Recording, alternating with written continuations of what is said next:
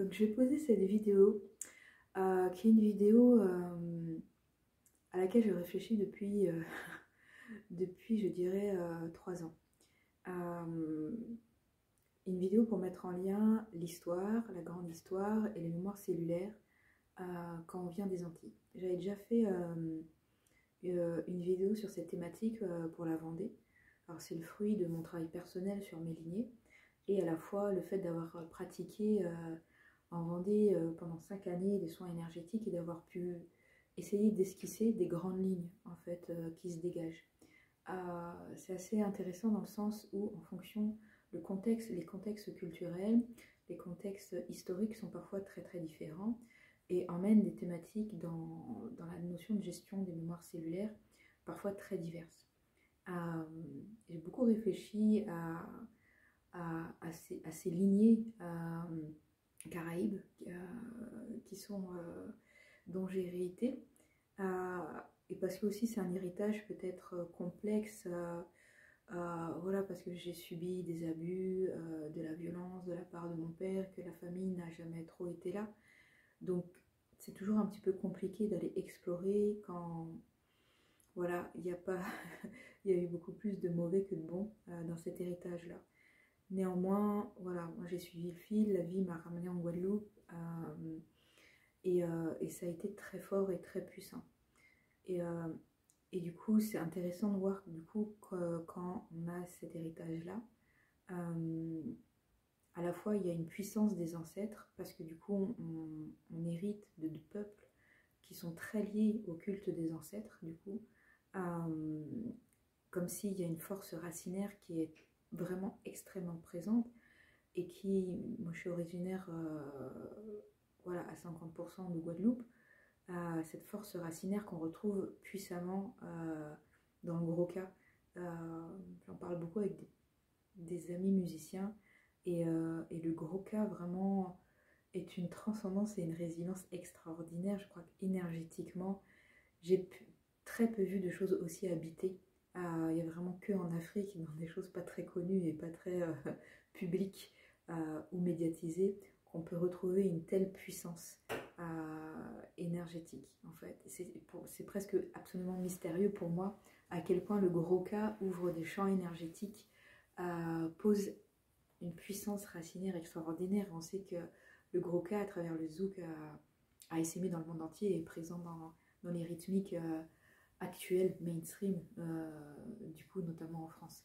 Et voilà, c'est une histoire qui est lourde, c'est une histoire vraiment qui est en lien en fait, avec le fait que on a massacré les écosystèmes dans ces îles comme les peuples qui étaient là avant que les Européens viennent et ne ramènent du monde avec eux.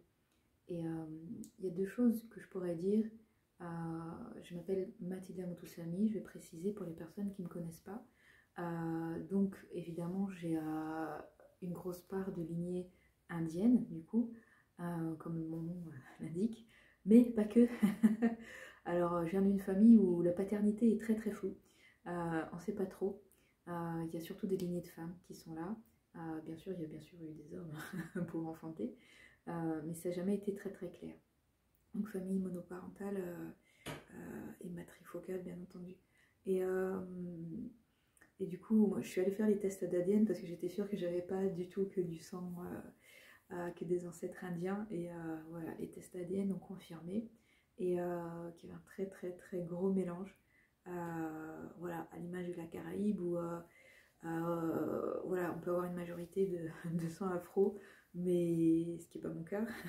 Moi j'ai une majorité de sang indien, mais il y a aussi de l'afro et il y a visiblement du sang qui vient de ce qu'on appelle arabe ou libanais, du coup dans la Caraïbe, et amérindien également aussi. Et du coup c'est des héritages vraiment très forts. Et donc pour vous parler un petit peu de ça, je vais partager un peu ce que moi j'ai traversé en descendant dans mes mémoires. Alors je travaille sur les mémoires cellulaires, ça se fait tout seul, j'ai pas forcément besoin de faire un protocole ou d'enclencher. C'est une de mes particularités, c'est-à-dire je pourrais dire que je visualise très facilement les mémoires cellulaires en soins et je voyage dans les akashas, c'est une autre manière de le dire, dans les mémoires très très facilement.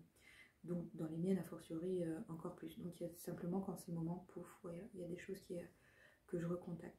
Et, en 2021, je suis retournée en Guadeloupe et ça y est, j'ai passé des moments très difficiles parce que j'ai senti que ça faisait bouger les choses en moi. Je suis aussi atteinte d'endométriose avec des fibromes extrêmement douloureux et donc je suis en permanence en recherche et en quête par rapport à pour me libérer en fait, pour aller mieux tout simplement. Et dans cette dynamique-là de chercher, du coup j'allais à la piscine parce que du coup moi l'eau c'est quelque chose qui me soulage beaucoup, c'est quelque chose qui me parle et aussi du coup les mémoires bougent beaucoup quand je suis dans l'eau. Il y a des choses qui viennent, j'entends des sons, j'entends des bruits, j'entends des visions. J'ai une pratique assez particulière dans l'eau qui s'appelle le Jiangsu. Et voilà, il y a des choses qui viennent à moi. Et donc j'étais à la piscine, j'étais en métropole, j'étais à la piscine juste avant de partir en Guadeloupe, de retourner en Guadeloupe parce que j'y suis née. Et en fait, je me suis retrouvée à recontacter des mémoires de ce que les femmes esclaves africaines ont vécu sur les bateaux du commerce triangulaire. Et, et j'ai cru que j'allais pas survivre en fait à ça. Comment ça se passe chez moi? C'est-à-dire que j'ai l'impression que je revis. Je sais très clairement que c'est pas moi. Hein. C'était très clairement, la scène se passe sur des bateaux, mais je ressens, pas complètement dans mon corps, mais j'ai surtout l'émotion. Je suis traversée par l'émotion, les cris, la douleur, mais à moindre frais. C'est comme ça que ça se passe. Et je ne l'ai pas forcément cherché, ça s'est posé tout seul en fait. Quand j'étais dans l'eau, moi mon objectif c'était juste une pratique méditative et de soulager un petit peu mon bassin en allant dans l'eau. Mais du coup c'est ce que j'ai contacté.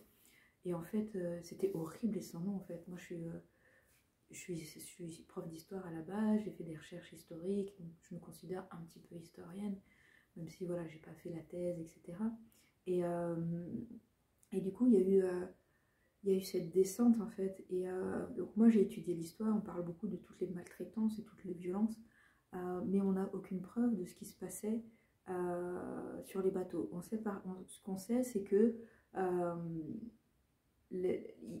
ça faisait partie des rétributions des gens qui travaillaient, qui étaient embauchés sur les bateaux, de ces bateaux du commerce triangulaire, de pouvoir se choisir une femme esclave pendant la traversée pour faire ce qu'ils voulaient d'elle du coup.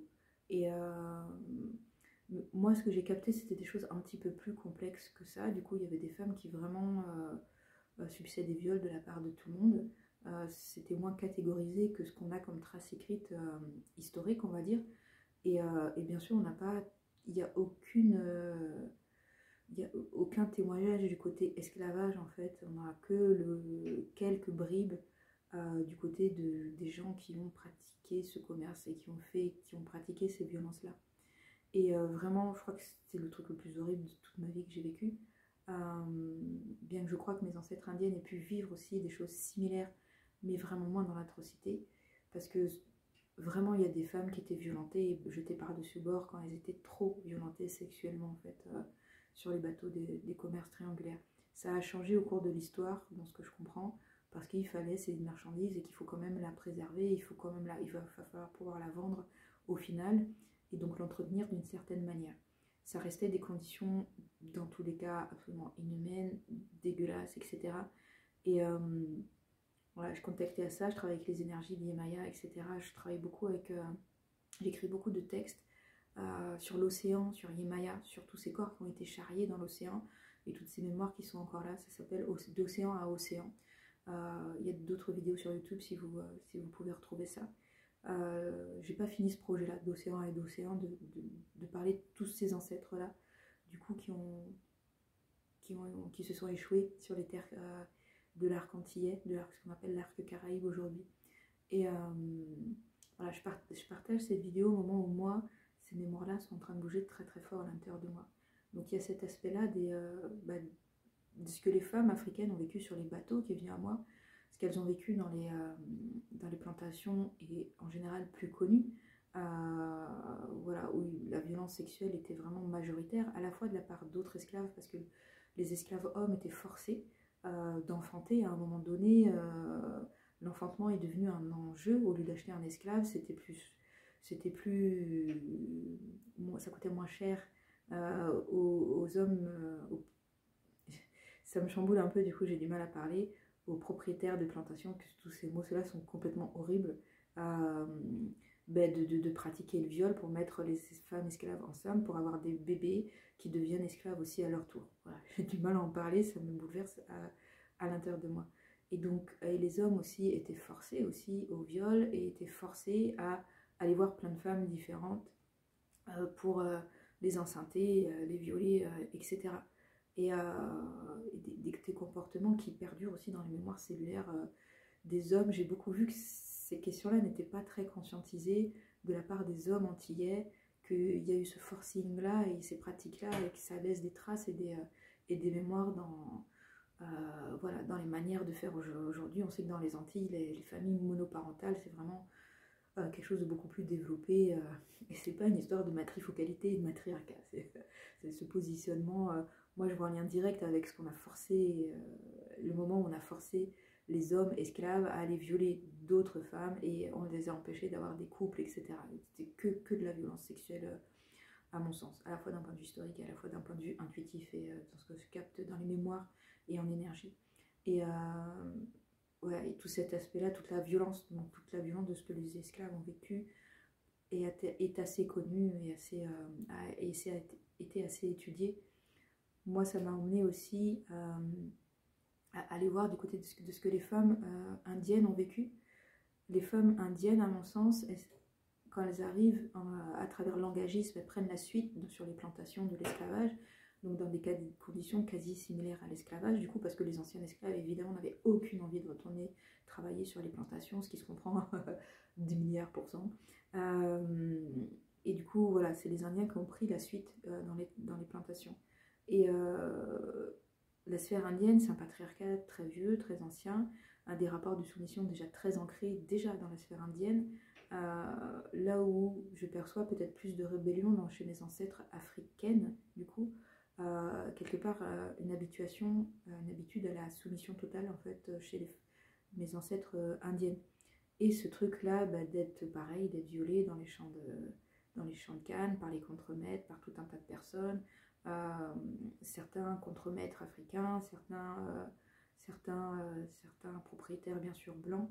Et du coup, je me suis souvent, aux Antilles, on se parle souvent de batailles indiens, je me suis souvent questionnée, est-ce que c'est juste une insulte? Est-ce que ça prend sens dans le système de bâtard, ou peut-être que les enfants n'étaient pas du père officiel, etc. C'est un questionnement. C'est des choses que je capte en tout cas dans mon arbre généalogique de manière très très claire. Qu'il y a un père officiel, il y a un mari officiel qui pratique bien souvent le viol conjugal aussi. Mais que voilà, ces femmes-là ont été violées à l'extrême aussi, comme ça a été le cas aussi, bien sûr, des esclaves africaines avant. Et il y a un autre aspect aussi que j'ai capté, j'ai pas capté du côté de la branche qu'on appelle arabe ou libanais aux Antilles, qui moi résonne plutôt comme un peuple syriaque dans ma lignée à moi, syrien, syriaque, je sais pas si c'est le bon mot. Et donc j'ai rien capté de très très particulier là-dessus, à part le fait de cacher des enfants, etc. Mais d'une certaine manière, ça paraît beaucoup moins violent, voilà, que toutes les violences sexuelles, tous les viols, etc., mutilations posées. Il y a des ancêtres amérindiens qui m'accompagnent, j'ai des esprits amérindiens. C'est un petit peu comme j'ai régulièrement un groupe qui est avec moi depuis 2016 à peu près, qui vient de manière régulière. Ils envoient vers moi comme des ambassadeurs qui est un couple, du coup. Ils ne me parlent pas du génocide qu'ils ont subi, du fait qu'ils aient disparu. Ils me parlent plutôt du fait qu'ils ont envie de transmettre, sans faire savoir, que eux ils avaient ancré dans l'île en fait. De ce que j'ai compris, et vraiment vous prenez des filtres par rapport à ce que je dis, ils comprennent pas trop comment on vit avec l'île. Enfin, après je pose mes mots parce que je sais pas si je traduis correctement ce qu'ils me transmettent, parce que du coup c'est de la vibration et moi j'essaye de le mettre en mots, et je sais qu'ils ont une manière de voir le monde et des concepts complètement différents, et c'est très compliqué pour moi peut-être de le comprendre, mais il me semble comprendre que ils ont un peu pitié de nous et ils ont l'impression qu'on ne sait pas vivre en corrélation avec l'environnement. C'est-à-dire que eux, c'est une de leurs compétences, ils savent vivre, ils ont appris, même s'ils ne venaient pas de là, même leurs ancêtres aussi ont bougé, on a tous bougé à un moment donné, mais ils ont appris à vivre en corrélation et en symbiose avec ces îles-là. Un lien énergétique, un lien d'âme, un lien spirituel, sur comment on s'installe avec cette âme-là. Je trouve que c'est présent à travers le gros cas et certaines musiques, ça a perduré et donc danse du coup aux Antilles. Voilà, et comme si ce lien, ces personnes-là, elles essayent, j'ai l'impression, si je comprends bien, me transmettre des savoirs sur comment on vit avec son environnement, comment on parle à ces îles, comment ces îles sont vivantes, comment ces volcans sont vivants, comment ces volcans sont extrêmement puissants et comment ces volcans aussi gardent des mémoires très anciennes d'anciennes civilisations. C'est assez facile à connecter pour les personnes qui sont sensibles si vous allez du côté de Basse-Terre, à remonter les rivières. C'est assez facile, je m'y suis baladée, c'est très facile de connecter à ces vieilles, très vieilles mémoires-là. D'avant les Indiens Caraïbes, c'est pas le bon mot, je vais peut-être dire plus Kalinagos.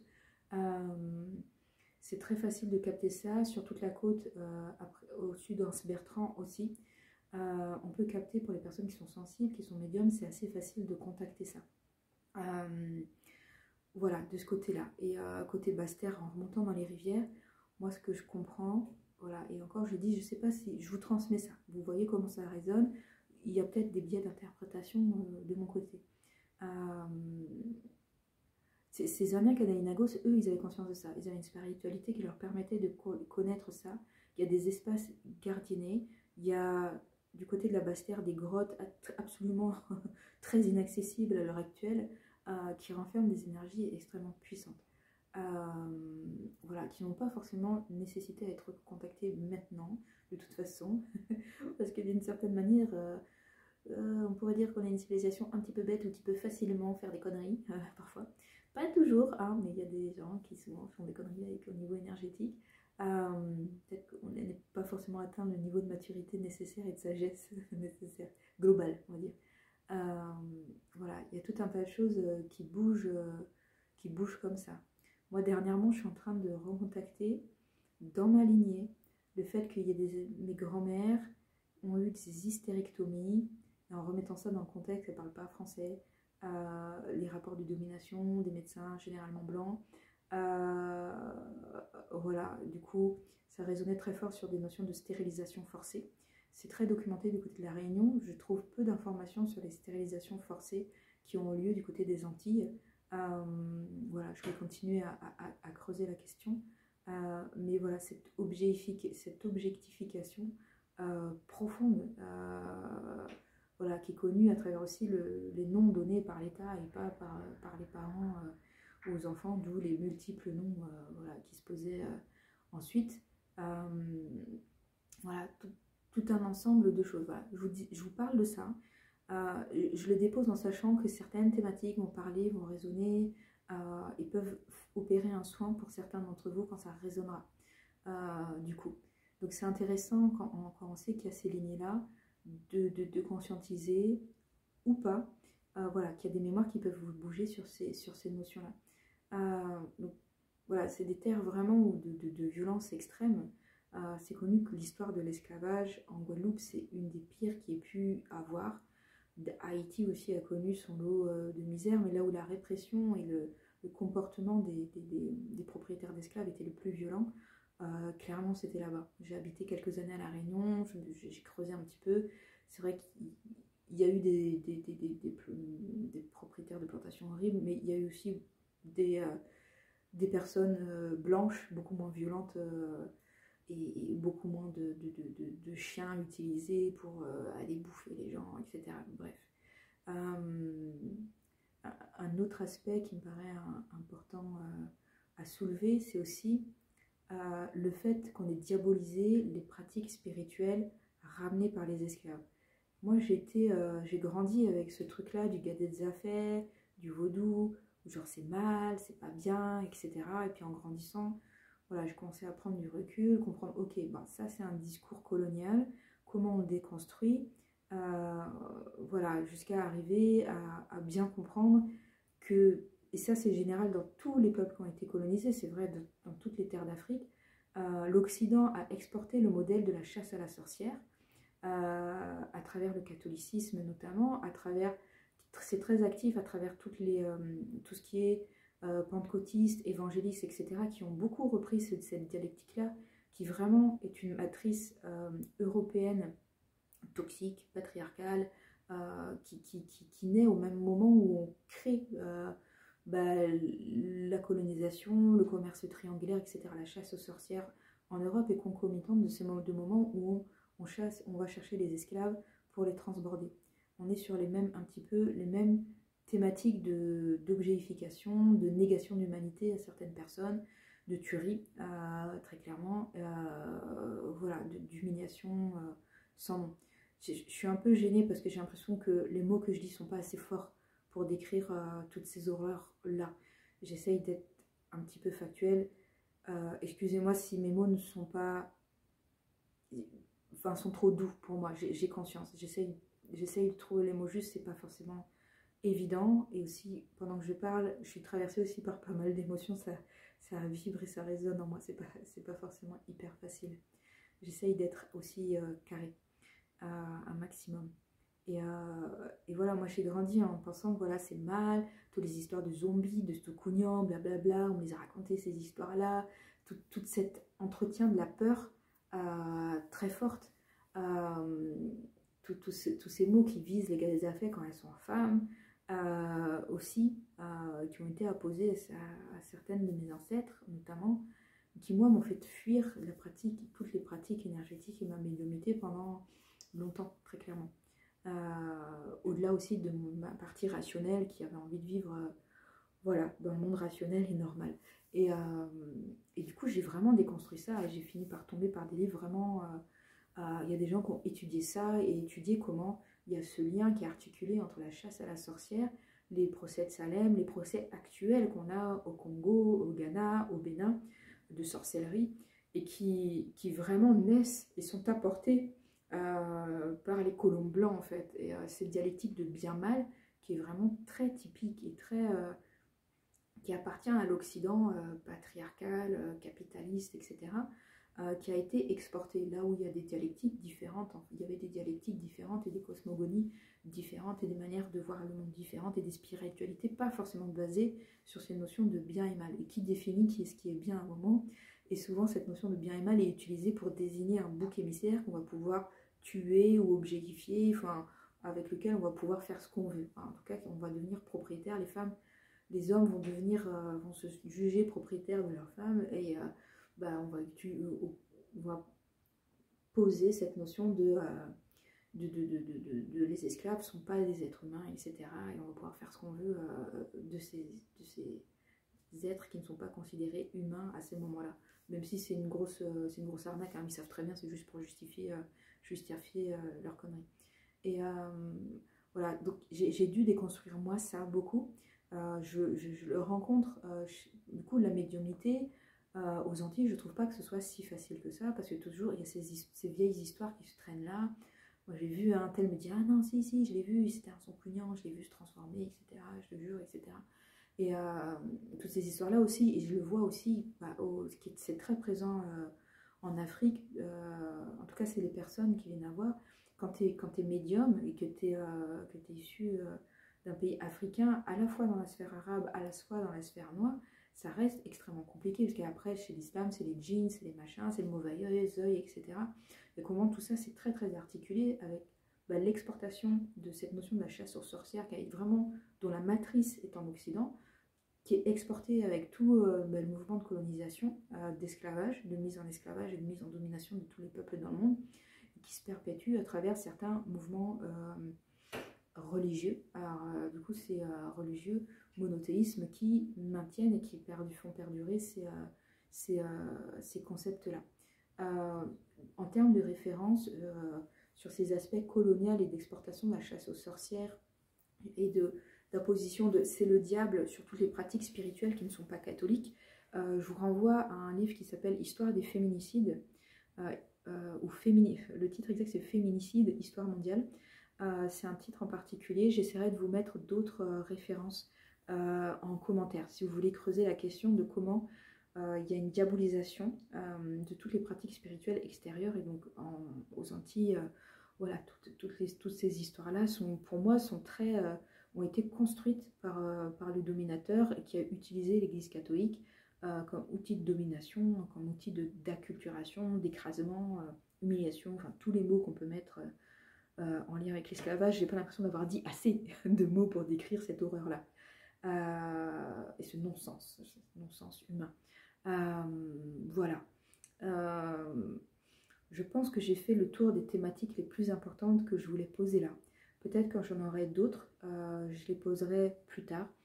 Voilà, je voulais partager, moi, le fruit de mon travail, pareil, personnel, sur mes lignées, et aussi des personnes que j'ai pu accompagner, soigner en énergétique, qui avaient des mélanges caraïbes, du coup, pas tout forcément les mêmes que moi. Comme je dis, moi, j'ai une bonne majorité indienne, mais j'ai pu, voilà, aller voir aussi, j'ai les ancêtres africains, j'ai tout le complexe mélange. Du coup, ces mémoires cellulaires, elles vont être présentes de manière diverse et différente, et bien sûr, chaque lignée est différente, chaque personne est différente, on n'a pas les mêmes manières de gérer les mémoires cellulaires. Il y a des personnes qui ne vont pas avoir de réactivation de ces mémoires cellulaires, etc. D'autres si.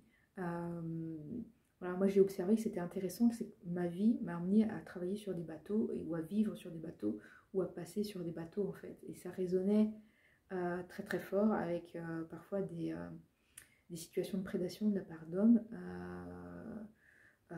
Voilà, je peux citer, j'ai travaillé sur un bateau océanographique qui s'appelle le Marion Dufresne, qui est un bateau océanographique qui est affrété par les terres australes et antarctiques françaises, qui est considéré comme un tome français, et qui va ravitailler des îles qui sont au sud de l'île de la Réunion, mais beaucoup plus au sud, dans l'océan Indien.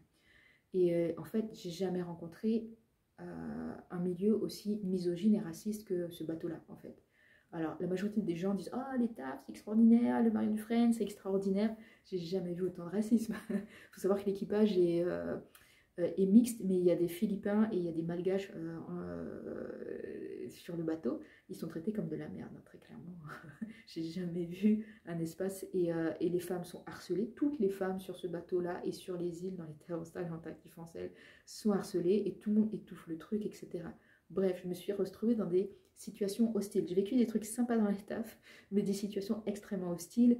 Et moi, du coup, j'avais ce petit truc dans ma tête de penser à mes ancêtres indiennes en particulier, qui se sont retrouvées dans des bateaux, de traverser de l'Inde, être emmenées du coup du côté des Antilles pour cet engagisme, ce fameux contrat qui n'en était souvent pas, et parfois qui était juste des rapts et des kidnappings. Et voilà, du coup, c'est des petites choses comme ça qui sont revenues un petit peu me titiller et me chercher, du coup, dans la vie. Et je vais peut-être terminer aussi en posant le fait que moi, j'ai été violée par mon père. J'en parle alors que je n'ai pas porté plainte à l'heure actuelle, parce que la justice est très très mal faite en France à l'heure actuelle et que j'ai encore du temps avant de porter plainte aussi. J'ai des menaces de procès en diffamation de la part de ma famille pour que je me taise. Un petit détail qui n'en est pas un, mon père est franc-maçon. Donc il connaît des gens à des postes, il y a clairement des conflits d'intérêts. Voilà, donc cette thématique-là, il y a toutes ces violences sexuelles qui ont été vécues à un moment, l'inceste et l'endogamie, alors qui à mon sens est très très présente dans les familles indiennes du côté de la Guadeloupe. C'est pas un tabou. Moi j'ai parlé avec d'autres thérapeutes, des psys du coup en Guadeloupe, et voilà, il y avait ce biais de confirmation qui était très très présente. Moi dans ma famille il y a plein de trucs dégueulasses et je suis la seule à en parler. Il y a une autre personne qui en parle, mais voilà, qui est malheureusement et alcoolique, et je pense qu'il a des raisons d'être tombé dans l'alcoolisme, mais qui du coup est complètement discrédité, pas du tout entendu par la famille par rapport à ce qu'il a pu observer en termes de comportement absolument incestueux, pardon. Enfin les deux, incestuel et incestueux. Et donc voilà, c'est très confrontant parce que du coup, moi j'ai la famille qui ne me calcule pas, j'ai appris à vivre sans famille. J'ai observé ça, je me suis posé la question, est-ce que c'est que dans les familles indiennes où il y a eu cette endogamie, et il y a eu une endogamie très très forte, on le sait, hein, on est tous cousins, déjà on est tous cousins, tous les Indiens en Guadeloupe, quand on creuse, on finit toujours par trouver un lien familial, même entre Guadeloupe et Martinique et tout, parfois même jusqu'en Guyane. Et voilà, un questionnement sur est-ce que l'inceste est aussi présent dans les familles afro, dans les lignées afro, enfin à majorité afro parce qu'on est tous mélangés, donc c'est toujours un peu difficile de désigner des, voilà, des grandes, c'est toujours on simplifie toujours, hein. C'est toujours un peu plus complexe que ça. Bon, en tout cas, bah, les familles qui se désignaient comme majorité indienne, sachant que moi j'ai tendance à penser que de toute façon sur ces îles, tout le monde a été violé, donc de toute façon tout le monde est métissé à un moment donné, hein. De toute façon, qui a pu échapper au viol dans l'histoire, dans ces îles? Je ne sais pas s'il y a des gens qui ont réussi à échapper à toutes ces violences-là, tellement ça a été répandu et tellement c'est massif en fait. Donc questionnement sur est-ce que du coup il y a des familles indiennes, est-ce que dans les familles indiennes on est des générations où on va se soigner et où on a la force de parler, est-ce que c'était beaucoup moins présent dans les familles afro ou est-ce qu'il y a moins la parole qui se libère? Je ne sais pas. Là, je ne sais pas. C'est vraiment juste un questionnement que je soulève. Je ne sais pas du tout. Voilà, de manger cochon, manger cochon dans les familles et ce truc où on habite tous les uns à côté des autres.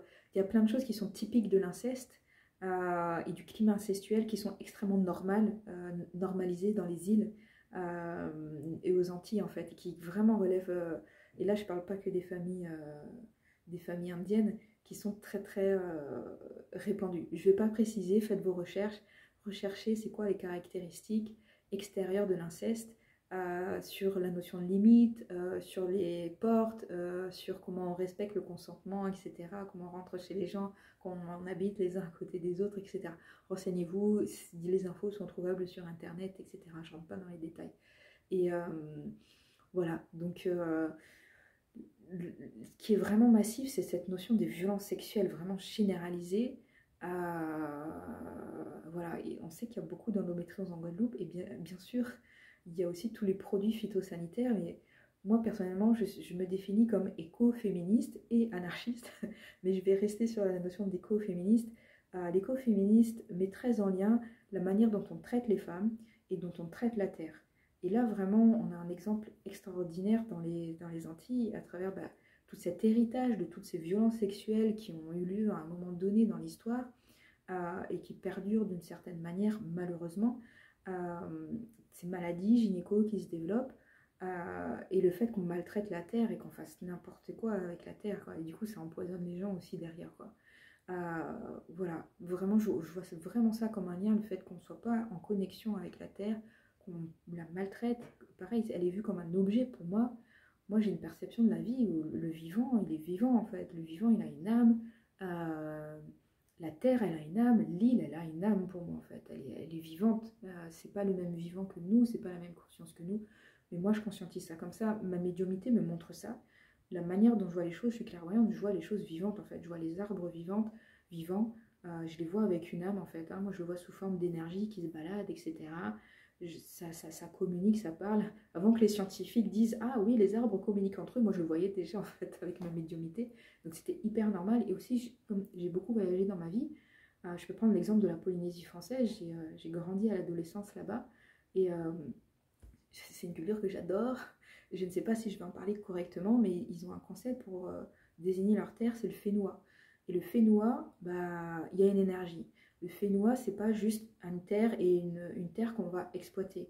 Même si voilà, la modernisation aussi, à l'heure actuelle, amène certaines personnes à se détacher. Et le fénois, il a un mana, on pourrait traduire la notion de mana comme énergie. C'est vivant en fait, et c'est vivant et je trouve vraiment que c'est beau. Je sais pas si j'explique correctement, s'il y a des Tahitiens qui voient des Polynésiens, des Tahitiens qui voient cette vidéo, corrigez-moi, parce que j'ai habité là-bas mais je parle pas polynésien et je sais que j'ai conscience que j'ai pas forcément tout compris de la culture polynésienne. Mais je trouvais ça chouette, mais je trouvais ça très cohérent. Je trouve ça hyper logique de me dire, ouais, le pays, c'est pas des frontières, c'est pas un État. C'est quelque chose de peut-être beaucoup plus profond, c'est comment on vit en lien avec son environnement, comment on en prend soin, comment on est interrelié entre nous en termes de société et comment on prend soin et qu'on laisse la terre propre pour les générations futures en fait. Je pourrais en parler beaucoup plus longuement, je résume vraiment, j'ai l'impression de faire un gros résumé et moi j'avais cette vibration là avec ces ancêtres caraïbes, Kalinagos, ces Indiens que je vois régulièrement qui viennent. Moi, pour moi, c'est normal de voir des morts, de voir des esprits, etc. Donc, je vois ces esprits-là qui viennent me voir régulièrement. Et c'est comme s'ils veulent amener cette notion que la Terre, l'île, les îles, elles sont vivantes, elles ont une forme d'âme, elles ont une forme d'énergie, de pensée. Et que bah, ces Indiens-là, eux, ils vivaient dans cette notion-là, dans cette dialectique-là. Pour moi, c'est très différent de ce que je viens de vous décrire par rapport au peuple pénésien, cette notion de Fénois qu'ils ont. J'ai pas les mots, j'ai pas fini de comprendre ce que ces ancêtres, ces esprits Kalinégos, amérindiens, ils ont à me transmettre. Mais il y a cette notion de corrélation et de lien avec la Terre. Quand tu prends soin de la Terre, si tu prends conscience que la Terre, elle est vivante, tu en prends soin. Et ça induit une autre manière d'envisager le monde et tu peux pas objet-ifier. Bah, si tu peux pas objet-ifier la Terre, tu objet-ifies pas aussi les femmes et aussi les enfants. Du coup, c'est pareil, hein, les enfants qui sont maltraités, qui sont tapés, qui vivent l'inceste, qui sont considérés comme des objets utilisables, etc. On est sur les mêmes paradigmes en fait. Voilà. Donc je dépose ça là. Je le fais avec, voilà, c'est mon biais, je pose avec mon biais, avec les petites connaissances, voilà, culturelles, historiques que j'ai, avec tout ce métissage qui m'appartient. Voilà, tout ce que j'ai pu observer, du coup, aussi en résonance, en voyant en soin, la peur de la sorcière, la peur du Gadezafé, etc. Et le colon a tellement réussi, avec le catholicisme, à nous faire croire que c'est le diable, du coup. Comme si le vaudou n'était que négatif, etc. Alors bien sûr, quand on est mal intentionné, on peut faire de la merde avec, hein. Bien entendu, je ne dis pas le contraire. Je ne dis pas que certaines conneries n'existent pas et qu'elles sont potentiellement très très puissantes. Voilà, mais du coup, de mettre en perspective tout ça et de savoir, voilà, si vous faites des soins, si vous recevez des soins, si vous êtes vous-même accompagnant, vous faites des soins, si vous avez peur de votre médiumnité, voilà, sachez que c'est vraiment le colon, le colonisateur, l'esclavagiste qui a emmené toutes ces notions-là, qui a dessiné un petit peu tout ça. Donc c'est intéressant d'aller plus loin. Je sais qu'il y a des gens, il y a des femmes, notamment je sais qu'il y a quelqu'un en Martinique qui allait se former, qui est une prêtresse vaudou, qui allait se former à la source en Afrique, au Bénin. Et de rétablir ça, et de rétablir et d'enlever toutes ces conneries qu'on a dit sur les peuples noirs pendant des décennies, et sur leur spiritualité aussi, sur les spiritualités indiennes aussi. C'est très très présent, j'ai habité quelques années à La Réunion aussi, c'est très présent sur tout ce qu'on dit de négatif sur la spiritualité indienne à La Réunion, et aussi du coup aux Antilles, et de vraiment prendre conscience que voilà, il y a vraiment un biais. Il y avait vraiment une notion de discréditer, de dire c'est mal. Et l'objectif, c'est que tout le monde devienne catholique pour être le plus possible contrôlé. Hein. Je passe le fait que le catholicisme, c'était aussi la porte ouverte à tous les abus sexuels, infantiles, etc. Hein. On passe là-dessus aussi également. Voilà, j'espère que cette vidéo, elle vous apportera des éclairages. Ces vidéos-là, je les pose comme ça. Normalement, à travers ces vidéos, quand je parle de ça, ça fait des soins. Je suis spécialisée, voilà, sur ces notions de mémoire, sur ces akashas, etc. Et j'ai un passé de prof d'histoire-géographie, et ça me passionne. Je suis passionnée par ces notions-là, et par cette fait d'articuler la grande histoire, l'énergie, à l'échelle individuelle, comment la grande histoire aussi, elle joue sur nous. Parce que parfois, en énergétique, on pense d'un point de vue un peu individuel capitaliste. C'est le bébé, le capitalisme, c'est le bébé du patriarcat. Et donc, l'individualisme, c'est le bébé du capitalisme. Donc, bref, tout ça est lié. Quand on réfléchit, et dans l'énergie, il y a des fois, on réfléchit que par rapport à juste une personne. Sauf qu'on vit dans un environnement et on vit dans une structure sociale qui nous détermine aussi. Voilà, même s'il y a des débats sur à quel niveau ça détermine ou pas. Voilà, je ne veux pas trancher sur cette question très vaste et très longue et des pas de vue chez des gens très très sérieux et très très voilà, universitaires, etc. Et à la fois en histoire, à la fois en sociologie, à la fois en anthropologie, etc. Voilà. Donc moi, très humblement, avec ma partie énergétique qui n'est pas du tout scientifique et qui n'est pas du tout prouvée, j'aime bien faire cette articulation, poser un éclairage peut-être un peu plus vaste, Voilà, pour regarder les choses un petit peu différemment, ça peut faire bouger les énergies à l'intérieur de soi. J'espère que ça peut aussi libérer par rapport aux peurs, par rapport aux pratiques spirituelles et par rapport aux pratiques magiques. Voilà, parce qu'elles ont vraiment été diabolisées du coup du côté des Antilles. Et j'espère aussi que ça peut aider pour les personnes qui sont dans des cheminements de résolution de trauma, parce que vraiment aux Antilles, on en a beaucoup chez les hommes comme chez les femmes. C'est vraiment très très très massif. Voilà, pour qu'on puisse se libérer, construire voilà, des familles libérées, libérées de tous ces schémas-là, et qu'on puisse construire une relationnelle avec les terres plus équilibrée et plus juste pour tout le monde. Après, moi je dis ça, moi je voyage, je suis partie pour voyager un petit peu dans le monde entier, je suis nomade à l'heure actuelle. Je sens pas forcément de me sédentariser à un moment donné dans tous les cas. Et, et voilà, j'espère que ça vous aidera. Ces vidéos-là, voilà, toutes ces vidéos que j'ai sur YouTube, je les partage gratuitement, je pourrais les faire payer. Voilà, bien entendu, vous pouvez faire des soins avec moi si vous voulez aller de manière plus précise aussi pour libérer ça. Et n'hésitez pas à le partager aussi si ça résonne en moi, si ça peut résonner dans vos histoires de famille, sur des questionnements que vous avez dans vos histoires de famille, sur des maladies, sur des traumas. Moi, sur l'endométriose, je sais qu'il y en a beaucoup en Guadeloupe. Moi, l'endométriose, pour moi, elle est absolument liée aux violences sexuelles que j'ai vécues de la part de mon père. Hein. On ne me fera pas croire le contraire. Hein. Je le constate tout le temps dès que je travaille quand je travaille sur mon utérus, j'ai des flashs de viol, j'ai des flashs de viol tout le temps. Ou quand je travaille sur l'inceste en tant que tel et sur les viols, mon utérus il libère, je me mets à saigner, je libère des trucs en fait. C'est très, très très très interrelié. Dieu merci, je suis accompagnée par les médecins qui sont conscients, de tout ça. Voilà, je pense que j'ai fini. On va dire yécra. Je suis désolée, j'ai pas l'accent créole, je sais, j'ai l'accent très très français. Et voilà, en tout cas, on est nombreux, que ce soit du côté de la Guadeloupe ou du côté de la diaspora et de tous ceux qui sont métissés comme moi. Voilà, en tout cas, merci de m'avoir écouté jusqu'à la fin. Partagez cette vidéo si elle peut aider.